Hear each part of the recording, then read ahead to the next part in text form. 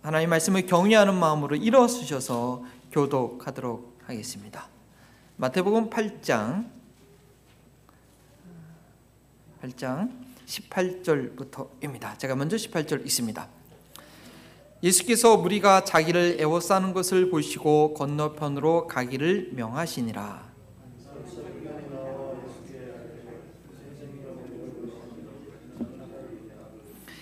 예수께서 이르시되 여우도 굴이 있고 공중의 새도 거처가 있으되 인자는 머리를 둘 곳이 없다 하시더라.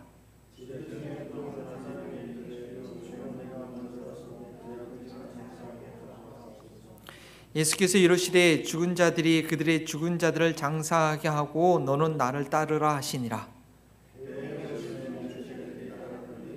배다에 큰 놀이 일어나 배가 물결에 덮이게 되었을 때 예수께서는 주무시는지라.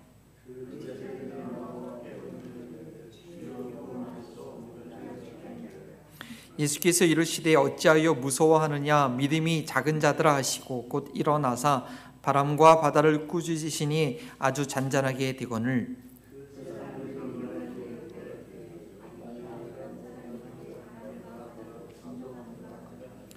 또 예수께서 건너편 가다라 지방에 가심에 귀신 들린 자 둘이 무덤에서 사이에서 나와 예수를 만나니 그들은 몹시 사나워 아무도 그 길로 지나갈 수 없을 지경이더라.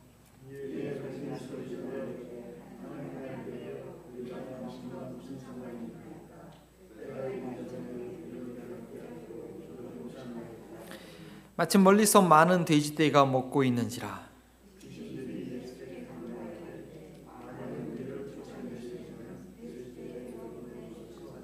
그들에게 가라 하시니 귀신들이 나와서 돼지에게로 들어가는지라. 온 떼가 비탈로 내리라라. 바다에 들어가서 물에서 몰사하거늘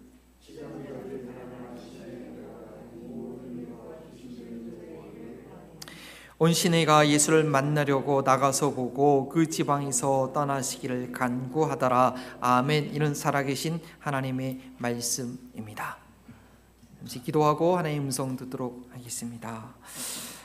주님 말씀하옵소서. 주의 종들이 듣겠나이다. 사람이 떡으로만 살 것이 아니오 하나님 입에서 모든 나오는 말씀으로 산다고 했는데 아버지 영의 양식을 사모하오니 이번 한 주가도 하나님의 영으로 하나님의 말씀으로 내 심령이 채워져야 살 수 있겠사오니 성령님 우리를 불쌍히 여겨주셔서 우리 모두 심령이 회복될 수 있는 그런 생명의 말씀을 허락하옵소서. 이 시간을 통하여 한 영혼이 살아날 때 하나님께서 영광 받으시고 또 그 한 영혼을 통하여 주님의 나라를 일으킬 줄 믿사오니 우리 한 영혼 한 영혼이 주님의 말씀에서 세워지는 시간 되게 하옵소서.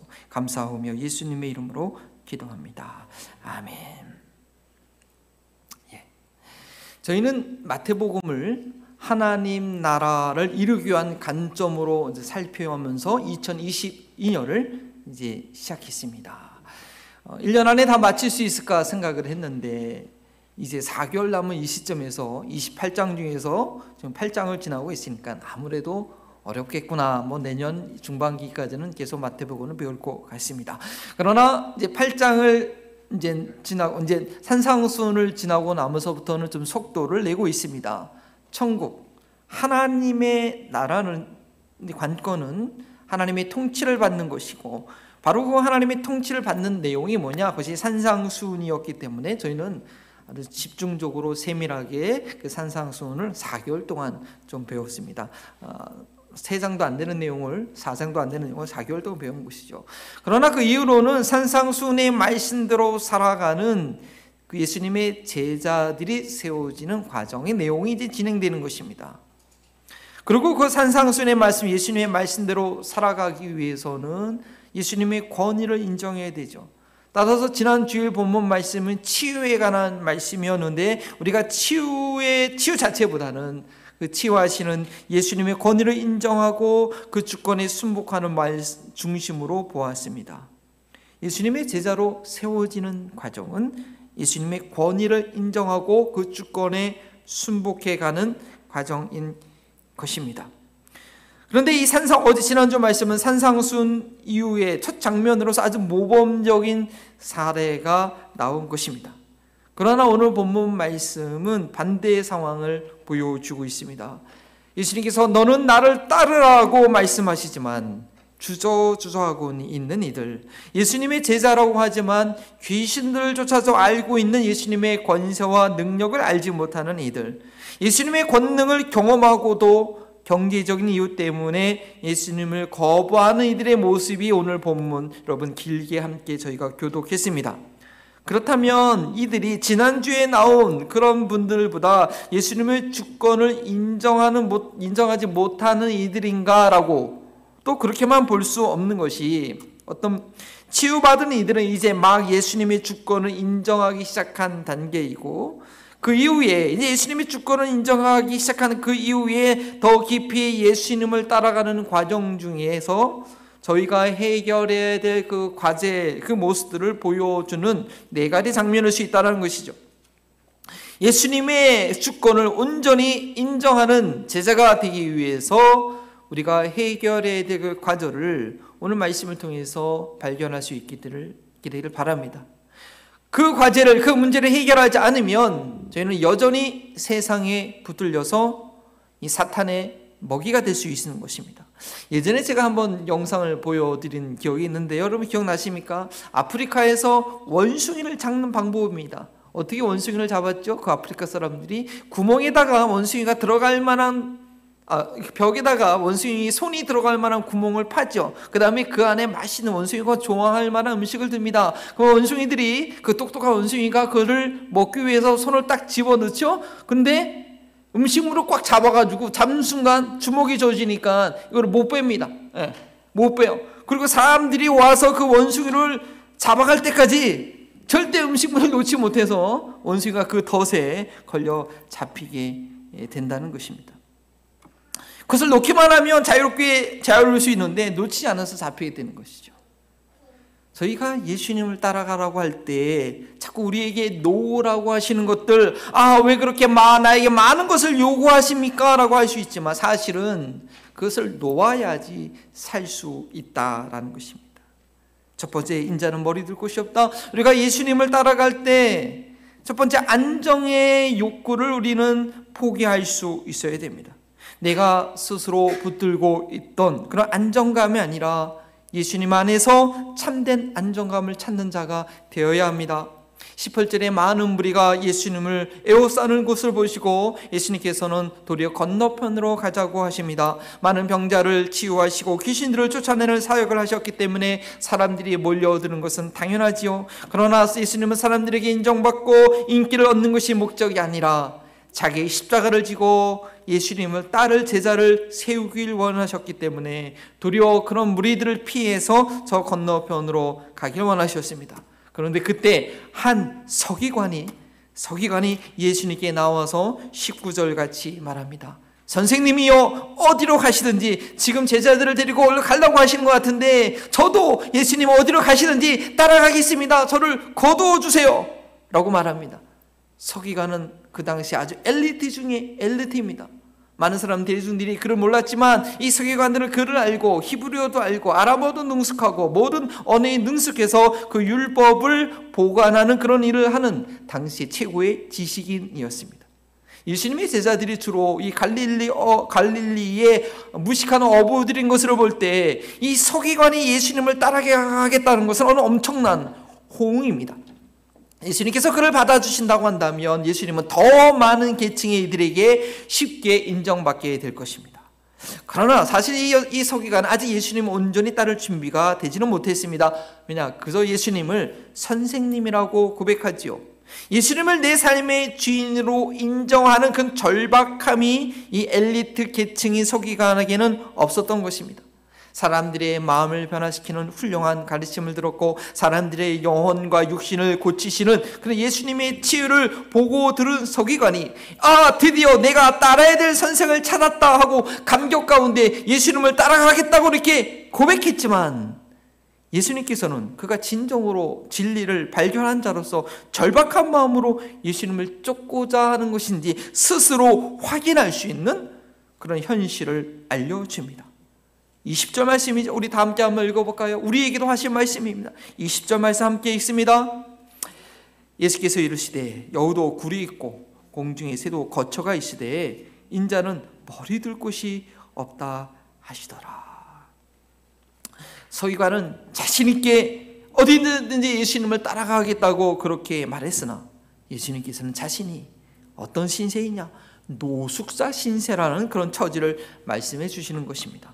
풀어서 얘기한다고 한다면, 야 서기관, 네가 언제든지 어디든지 나를 따라오겠다고 지금 말하고 있는데 나를 따라오는 길이 어떤 길인지 아니?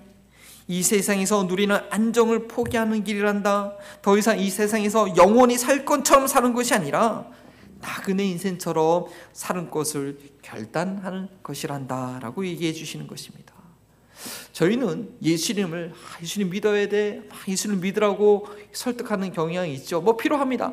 때로는. 그래서 믿기만 해봐, 믿으면 다 해결된다니까, 천국 갈 수 있다니까 얘기를 하는데, 근데 예수님은요 이 서기관에게 믿도록 설득하지 않았습니다. 도리어 서기관이 예수님이 놀라운 능력을 보았고 그 예수님을 따라간다고 먼저 나섰을 때 예수님께서는 도리어 네가 믿고자 하는 그 길에 냉혹한 현실을 말씀해 주고 계시는 것입니다. 어쩌면 이 서기관이 결단했기 때문에 그 결단이 제대로 된 것이 되기 위해서 비밀을 말씀해 주신 것이 아니겠습니까? 그때 이 서기관의 반응이 무엇이었나요? 네 주님, 그렇다고 제가 주님을 따르겠습니다 라고 반응했다는 내용은 성경에 눈을 씻고 찾아봐도 없습니다. 왜 그렇게 반응하지 못했을까요? 예수님을 제대로 알지 못해서 그렇습니다. 저희는 예수님을 믿으라고 설득하려고 할 것이 아니라 예수님이 어떤 분이신지 저는 제대로 알려주기에 먼저 힘써야 됩니다. 그분을 제대로 알기만 한다고 한다면 이 세상에서 어떤 일을 경달할지라도 절대 믿음을 포기하지 않고 두려워하지 않고 진리를 내가 선택했다는 확신을 가지고 이 길을 끝까지 갈 수 있는 것이죠. 인간의 가장 기본적인 욕구라고 할 수 있는 안정의 욕구도 쉽게 포기할 수 있는 것입니다. 내가 스스로 만들었던 그런 보금자리를 내려놓고 예수님 안에서 예수님께서 주시는 참된 안정을 찾았기 때문입니다. 예수님을 구세주로 믿고 따라가는 제자가 되려고 한다면 내가 무엇에 근거하여 안정감을 갖고 있는지 점검해 봐야 됩니다. 내가 온 정성을 다해서 양육한 자녀가 있어서 내가 안정감을 느끼나, 아니면 절대 망할 이유가 없는 내 사업처 때문에, 든든한 사업처 때문에 내가 참 안심하는가, 아니면 정년까지 보장되는 이 철밥, 한국에서는 그 은행 직원들을 철밥통이라고 그러나요? 그 안정된 직장 때문에 내가 참 이렇게 안정감이 있는가? 물론 이것들이 하나님께서 복으로 주신 것들이라고 하더라도 거기에서 안정감을 찾고자 한다면 예수님께서는 그 기반을 흔들면서 나를 따라오라, 그거 붙잡고 있다가 사탄에게 배워야 된다고 주님께서 우리에게 경고하시는 것입니다. 두 번째, 죽은 자들이 죽은 자들을 장사하게 하고 예수님을 따르겠다고 말했으나 예수님의 진정한 부르심 가운데 이 서기관에 응답하지 못하고 있을 때 이미 예수님을 따르고 있던 한 제자가 물어봅니다. 주여, 내가 먼저 가서 내 아버지를 장사하도록 허락하여 주옵소서. 아마도 이 제자는 어디든지 예수님을 따라갈 그런 각오로 준비는 되어 있는 것 같은데 그 전에 좀 한 가지 좀 확인해야 될, 좀 확실히 해야 될 것이 있었던 것 같습니다. 이제 예수님을 따라가면 내가 다시 언제 고향으로 돌아오게 될지 모르는데 자식된 도리를 좀 더 하고 싶었습니다.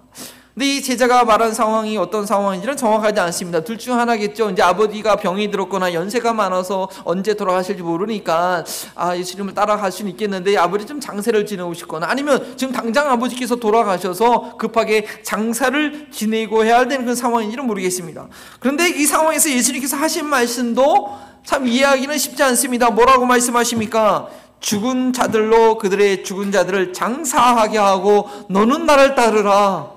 참 어떻게 보면 황당한 말씀이죠.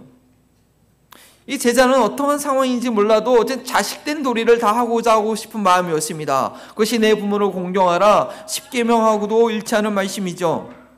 그러나 예수님은요, 좀 다른 관점으로 이 상황을 엄중히 보고 계십니다. 오늘 이 본문 말고도 예수님께서는 하나님 나라 관점에서 가족 관계를 새롭게 정의하신 내용들이 좀 여러 군데 있습니다. 제가 그 내용을 종합적으로 정리해서 말씀드리면, 물론 가족은 내가 책임져야 될 그런 관계이지만 그것이 내가 책임져야 된다는 것이 단지 혈육이기 때문에 챙기는 것이 돼서는 안 된다는 것이죠. 하나님 나라에서는 하나님의 말씀대로 행하는 이들이 나의 부모요 형제 자매가 되는 것임을 경험할 수 있어야 됩니다. 하나님의 자녀가 되었다는 그런 더 큰 범위에서 가족관계를 형성해야 합니다. 그리고 그 관계 형성을 위해서는 누구보다도 예수님을 사랑함으로써 혈육으로 인하여 매여 있는 이기적인 관계도 끊을 수 있어야 됩니다. 우리가 교회에서 만나는 우리 지체들을 정말 아끼고 관심을 갖고 위해서 기도해주고 하는 것, 왜요? 하나님을 모신, 아버지를 모신 자녀이기 때문에 그렇게 돌아보는 것이 아닙니까? 그런데 내 아들이라고, 내 남편이라고, 내 아내이기 때문에 챙기는 것은 뭐예요? 내 것, 나의 이기적인 욕망에 의해서 하는 것이 있다라는 것이죠. 내가 가족들을 위하고 사랑하는 것이 단순히 나의 혈육이기 때문에 서만은 안 된다는 것입니다. 예수님을 믿음으로 예수님 안에서 새롭게 맺어져야 합니다.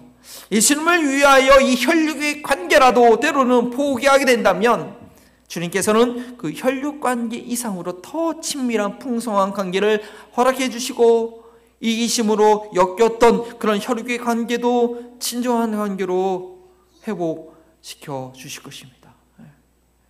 첫째도 떠나고 둘째도 기숙사 갔다가 이제 오랜만에 둘째가 와서 어제 이렇게 딱 하는 애들이 이렇게 사랑이가 혼자서 막 심심해 있다가 언니가 오니까 너무 좋아하는 거야. 야, 이렇게 막 오랜만에 화기애애한 분위기가 되니까 제가 아내한테 우리 한 명도 좀 입양을 해볼까라고 얘기했다가 엄청 혼났는데, 이 가족회의가 참 이렇게 좋죠. 예. 그런데 그것이 나의 이기적인 것이 되면 안 된다는 것입니다. 이 제자가 먼저 나의 아버지로 장사하게 해달라고 한 동기는 바로 이 이기적인 혈육관계에 매여 있었기 때문인 것입니다. 예수님께서는 그것을 단호하게 죽은 자들의 일이라고 말씀하십니다. 예수님께서 절대로 부모 공경을 소홀히 하신 것이 아닙니다. 친히 예수님께서 십자가 위에서도 죽어가는 그 순간 자기의 육신의 어머니인 마리아를 요한을 통해서 끝까지 책임져 주셨죠. 그리고 부모 공경하기를 소홀히 하는 이 바리새인들의 외식을 아주 신랄하게 책망하셨습니다. 저희는 외식으로 체면으로 부모를 공경하는 것이 아니라 하나님 나라 관계 관점 안에서 가족 관계를 이루어야 하는 것입니다.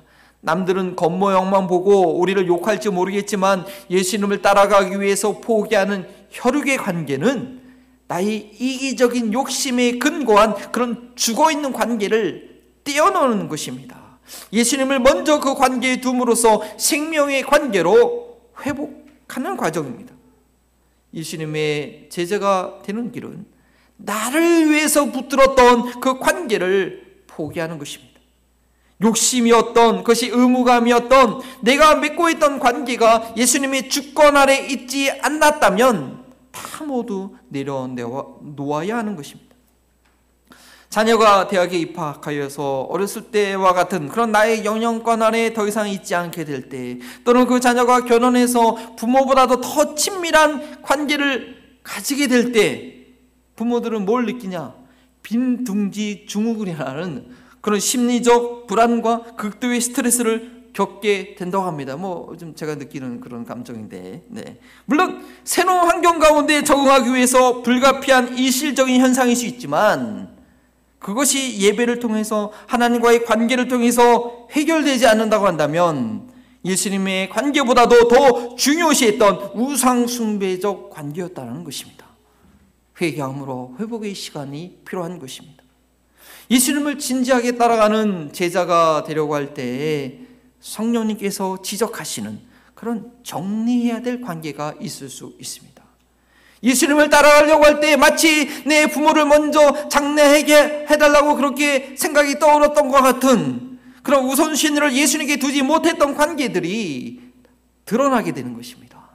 그럴 때 어떻게 해야겠습니까? 그 관계에 놓으면, 그분하고 교제하지 않으면, 그분 떠나면 내가 죽을 것 같지만 죽지 않습니다. 아니, 도리어 그 놓지 않으면 사탄에게 잡히게 되는 것입니다. 그 관계를 정리할 때 예수님과 함께 저 건너편 사명의 땅으로 가게 됩니다. 세 번째, 어떠한 사람이기에 그 말씀 이후에 예수님은 제자들을 데리고 배에 오르십니다. 처음에 말씀하신 대로 건너편으로 가시는데 갈릴리 호수를 타고 배 타고 가시는 거죠. 갈릴리 호수는요, 이게 호수인데 바다가 아닌데도 수심이 제일 깊은 데는 뭐 50m나 되고 가로폭이 7.5마일이면 여기서 어디예요? 여기서 저기 허프만밀까지 거기잖아요. 거의 가로폭이 그렇게 되고 세로 길이가 13마일이 돼요. 그러니까 끝에서 끝이 안 보이는 그런 엄청난 호수라서 거의 뭐 바다 수준입니다. 그래서 오늘 본문에도 바다에 큰 놀이 일어나라고 되어 있습니다. 이 광대한 물 표면에 거친 바람이 불어오면 이 깊은 수심에서부터 올라오는 풍랑이 뭐 바다의 파도 못지않게 엄청난 것이죠. 그래서 배는 순식간에 뒤집어지고 사람들은 그 출렁이는 물속에 빠지면 헤어나오지 못하고 죽게 되는 것입니다.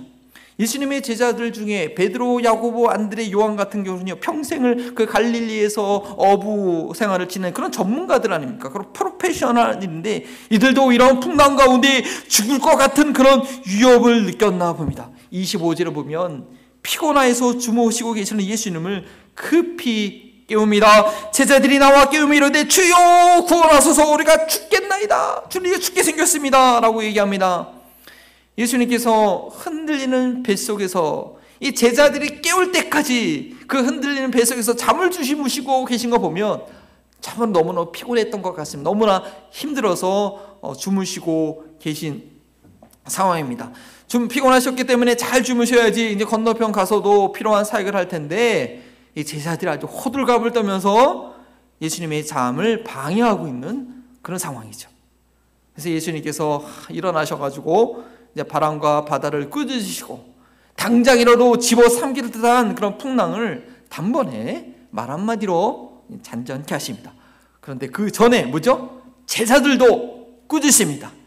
어찌하여 무서워하느냐 이 믿음이 적은 자들아. 제자들이 예수님, 마태복음에 의하면 제자들이 예수님께 처음으로 꾸중을 듣는 그런 순간입니다. 그것도 가장 치명적인 믿음이 작은 자라고 혼납니다. 근데 이러한 예수님의 지적은 정확한 것이었습니다. 이 풍랑이 잔잔해지자 제자들이 뭐라고 얘기합니까? 27절이죠. 이가 어떤 사람이 이게 바람과 바다도 순종하는가? 제자들은 예수님께 대한 바른 지식과 믿음이 없었습니다. 서기관이 생각했던 것처럼 훌륭한 율법을 잘 가르치는 선생님이나 엘리사처럼 능력을 행하는 선지자 정도로 생각했던 것 같습니다.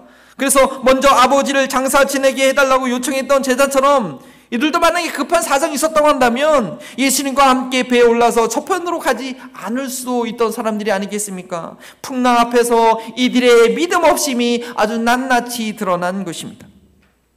저희가 구세주 되신 예수님을 평생 믿음으로 따라가야 할 때에 이러한 풍랑은 반드시 만나게 됩니다. 아니, 매일 매주 풍랑이 아주 연속일 때가 있습니다. 예수님이 나와 함께 계시지 않아서가 아니라 함께 계심에도 불구하고도 풍랑을 만나게 됩니다. 왜요? 예수님께 대한 믿음을 더 견고히 하기 위해서입니다. 내가 신뢰하고 따라가야 할 분이 어떤 분인지 머리로만 하는 것이 아니라 삶 가운데 실제로 경험하게 하기 위해서입니다. 제자들은 풍랑을 경험하기 전에는 예수님께서 이 자연 만물도 복종시키는 분이라는 것은 상상도 할 수 없었던 것이죠. 그저 죽음 가운데 죽을 것 같아서 두려운 가운데 옆에 계신 예수님께 도움을 요청했을 뿐이었습니다. 제자들은 예수님의 권위 있는 가르침과 질병을 치료하시고 지시신을 쫓아내는 것을 보았을 뿐 다른 피조 세계의 이런 자연까지도 그에게 복종하리라고는 기대하지 못했던 것입니다.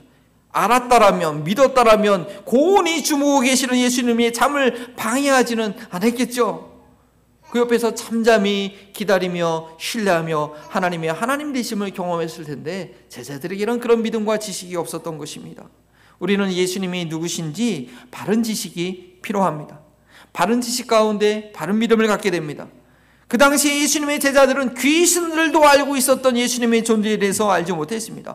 제자들과 예수님과 제자들이 배를 타고 건너편에 도착했을 때 누구를 만납니까? 귀신들의 사람을 만나게 되고 그 사람들 안에 있는 귀신이 뭐라고 합니까? 예수님을 보자마자 하나님의 아들이여 때가 이르기 전에 우리를 괴롭히기 위하여 이 땅에 오셨나이까? 예수님 말도 안 했는데 단번에 예수님을 알아보고 하나님의 아들이라고 고백하고 있었습니다. 이 귀신들은 영적인 존재이기 때문에 예수님의 영적인 권능과 그 선제성에 대해서 누가 가르쳐주지도 않았는데도 알고 벌벌 떨고 있는 것입니다. 29절 다시 한번 말씀드리면 그들이 소리질러 이르되 하나님의 아들이요 우리가 당신과 무슨 상관이 있나이까? 때가 이르기 전에 우리를 괴롭게 하려 오셨나이까? 이 타락한 천사 사탄의 졸개인 귀신들은요 자신들의 영원히 멸망받아야 할 줄을 이미 알고 있었죠. 때가 이르면 그 심판이 누굴 통해서 하나님의 아들을 통해서 예수 그리스도를 통해서 하나님의 그 성자에게 그 심판의 권한을 맡기시지 않았습니까? 예수님을 통해서 자기들이 저 영원한 무적영에 들어가게 될 것이라는 것을 이미 그 영적 세계를 알고 있었던 것입니다. 그래서 그 때가 이르기 전에 우리를 때가 돼도 안 왔는데 왜 우리를 힘들게 하냐고 이렇게 따지고 있는 거죠. 예수님이 하나님의 아들 되심은 그 하나님의 아들 되심을 아는 것은 그래서 하늘에 속한 신비한 지식이라는 것입니다. 우리의 영혼이, 우리 영이, 이 영적인 존재 귀신은 누가 가르쳐주지 않아도 알았던 것처럼 우리의 영이 거듭날 때 갖게 되는 영적인 지식입니다.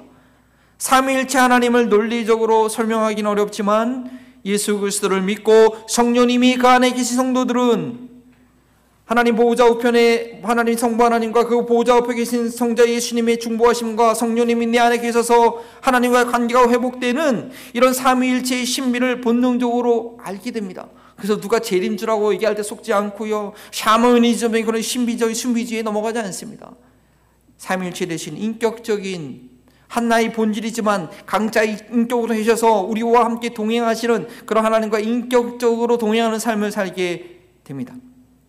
저희는 그런 삼위일체 되신 하나님, 그 성자 예수님을 아는 일에 열심을 내어야 합니다. 사도 바울이 자신이 자랑했던 모든 것들을 배설물처럼 여길 수 있었던 것은 주 예수 그리스도를 아는 지식에 가장 고상했기 때문을 경험했기 때문입니다. 저희도 예수님을 알고 얻기 위해서 모든 것을 해로 여길 수 있어야 됩니다. 그런데 저희가 예수님을 아는 것이 이 심판받을 귀신들이 알고 떠드는 것처럼 입으로만 하는 것이 아니라 예수님께서 하나님의 아들이심을 믿음으로 인해 어떤 환난도 두려워하지 않고 세상을 이길 수 있는 그런 믿음이어야겠습니다.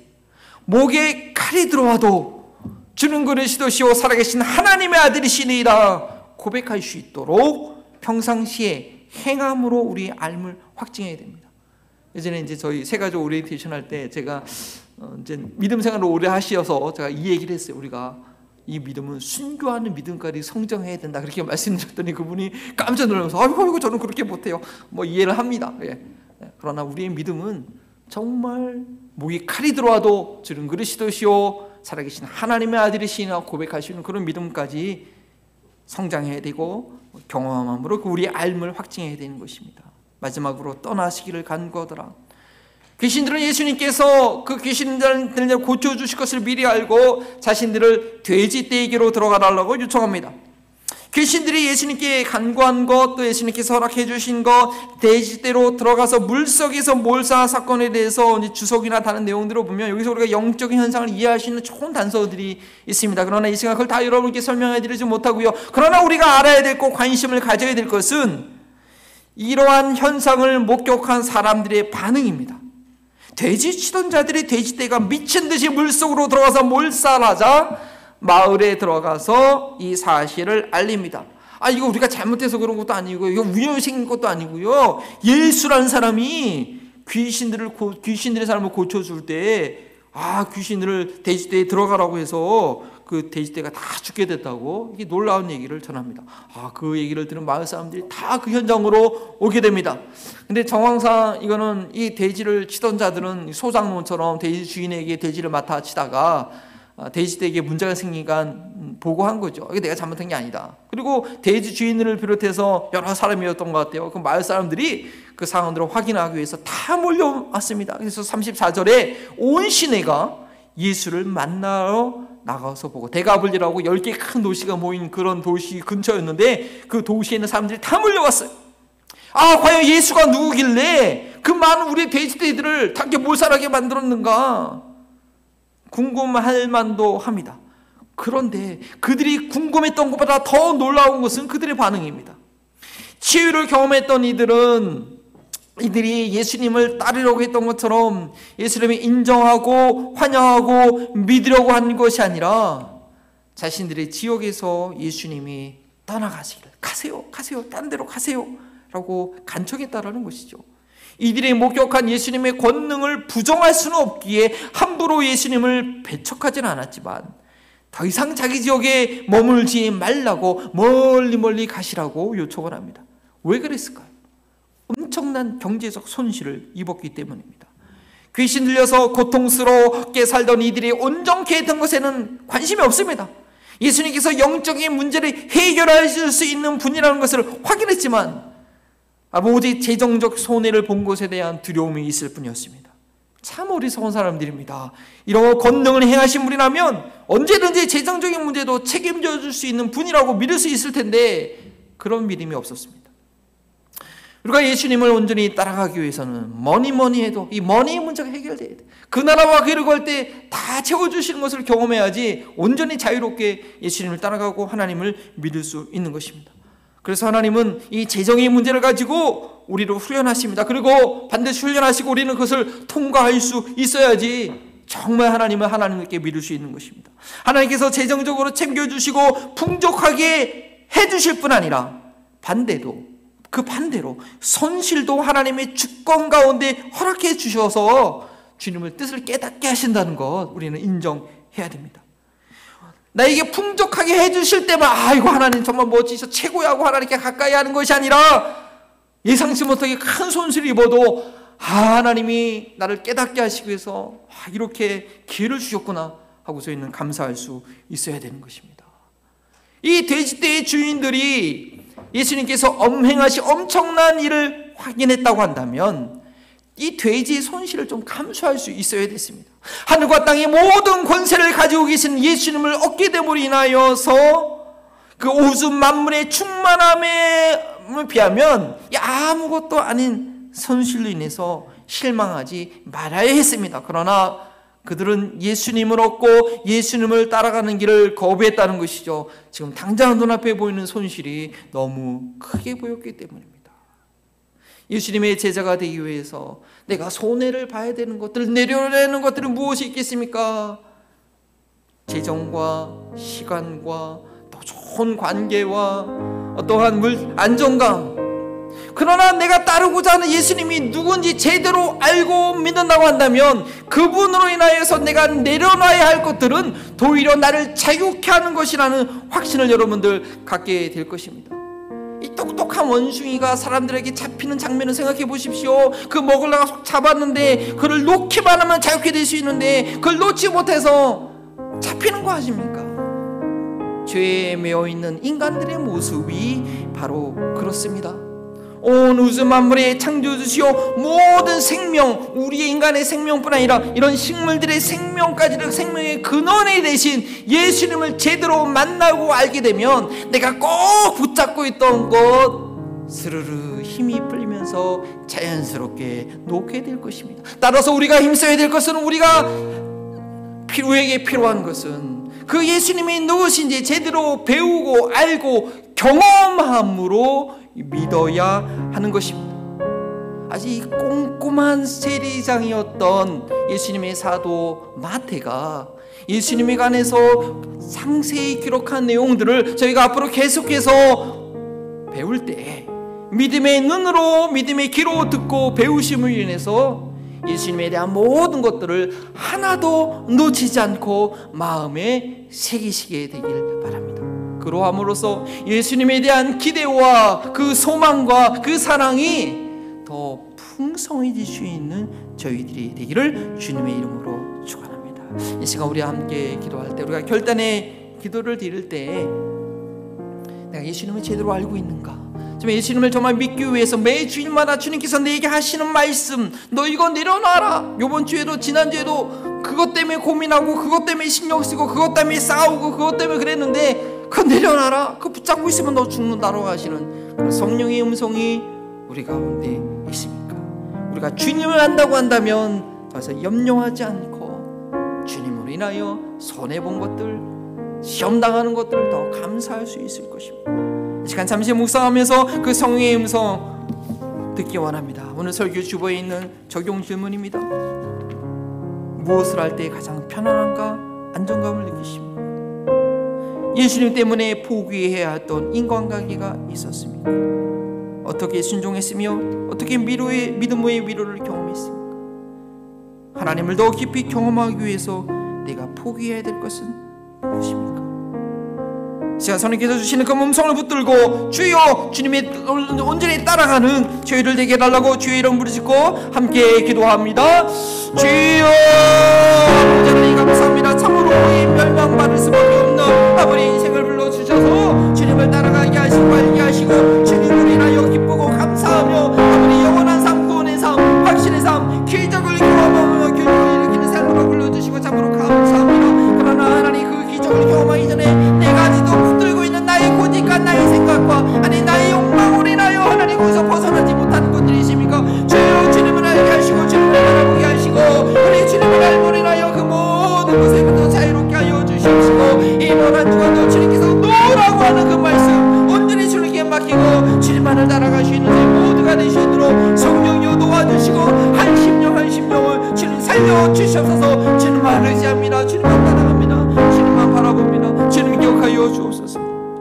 주님 이 시간도 우리를 불러주시니 감사합니다. 그러나 저희는 참으로 무지하고 깨닫지 못하고 결단하도 행하지 못한 연약한 자임을 고백합니다. 그래야 이 시간 주의 이름을 짓고 주여 우리가 죽겠나이다 우리를 살려주옵소서 주님께 부르짖었사오니 우리 삶 가운데 일하는 모든 폭풍을 잔잔케 하시되 그 모든 것을 잔잔케 하신 주님을 더욱더 알 수 있는 믿을 수 있는 한 주간 삶 되시도록 도와주시옵소서. 우리 성도들의 삶 가운데 재정의 문제로 인하여 관계의 문제로 인하여 자녀의 문제로 인하여 내 육신의 연약함을 인하여 참으로 괴로워하고 있는 말 못할 그런 어려운 가운데 있는 성도들이 계십니까? 우리 주님께서 친히 함께 계시오니 그것을 통해서 우리 예수님이 누구신지를 더 보여주기 원하시오니 이번 한 주간대로 그 어려운 가운데 눈물 짓는 것이 아니라 여전히 주일마다 나의 3배 1의 삶 가운데 나를 불러주시는 그 주님 바라볼 수 있는 그런 위로함이 있도록 지금 지켜주시옵소서. 감사하며 예수 그리스도의 이름으로 기도합니다. 아멘. 우리 다 함께 일어나셔서 결단과 봉헌의 찬양 주 앞에 드리십니다. 내 구주 예수를 더욱 사랑 내 구주 예수를 더욱 사랑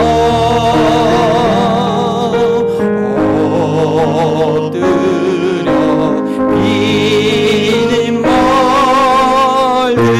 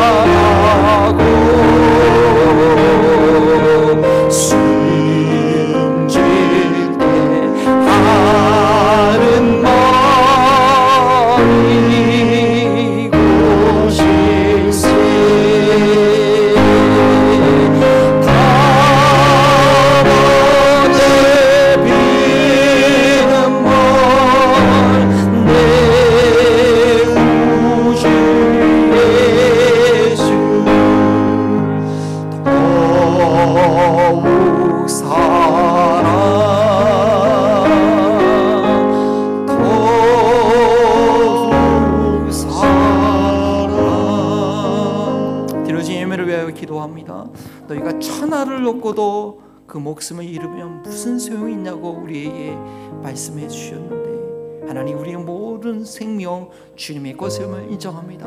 하나님 이 생명, 이 땅의 생명 아무것도 아니며 주님께 속한 것이며, 주님께 언제라도 나를 데려가셔야 한다 할지라도 주님을 찬양하며 주님께 감사하는 저희들 되기 원합니다. 그래야 해서 주님께서 맡겨주신 것들, 정말 목숨을 다해서 일했던 것들을 다시 주님께 들려드립니다.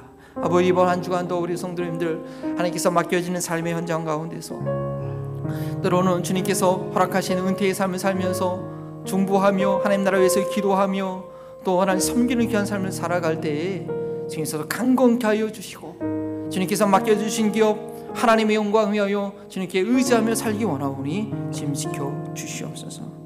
지금 우리 성도들의 가정과 사업을 복되게 하여 주셔서 주 앞에 믿음으로 드려지는 이 물질을 통하여 복음의 역사가 더 풍성히 일어나게 하옵소서. 이제 단약구리와 지역의 교환예배당이 우리 성도님들의 헌신과 선교사님들의 수고와 교환예배를 통하여 믿음으로 드디어 세워지게 하시니 감사합니다. 필요한 것들을 부족함 없이 계속해서 공부해 주시고 더욱더 복음을 증거하는 귀한 장소로 쓰여지게 하시되, 단약구나뿐만 아니라 계속해서 우리가 언제든지 복음이 필요한 곳에 주님의 귀한 물질을 드릴 수 있는 저희를 되게 하옵소서. 특별히 파키스탄이 참 어려운 가운데 있습니다. 그 무슬림 지역 가운데 하나님의 손길이 전달되게 하여 주시옵시고 복음의 역사가 나타나게 하여 주옵소서. 감사하며 예수 그리스도 이름으로 기도합니다. 아멘. 이제는 만복의 근원 되시는 성자 예수 그리스도의 은혜와 한량없는 복으로 우리와 함께 하시길 원하는 성부 하나님의 사랑하심과 내 손에 붙들고 있는 것을 깨닫게 하시는 성령 하나님의 교통하심이 너는 나를 따르라 주님의 부르심을 듣고 순종하기를 결단하는 우리 한마음 버린 동교의 모든 성도님들과 이 지역사회와 선교 현장 가운데, 특히 파키스탄 가운데 어려운 가운데 주의 도움을 구하고 있는 백성들 가운데 지금부터 영원토록 함께 하시기를 축원하옵나이다. 아멘.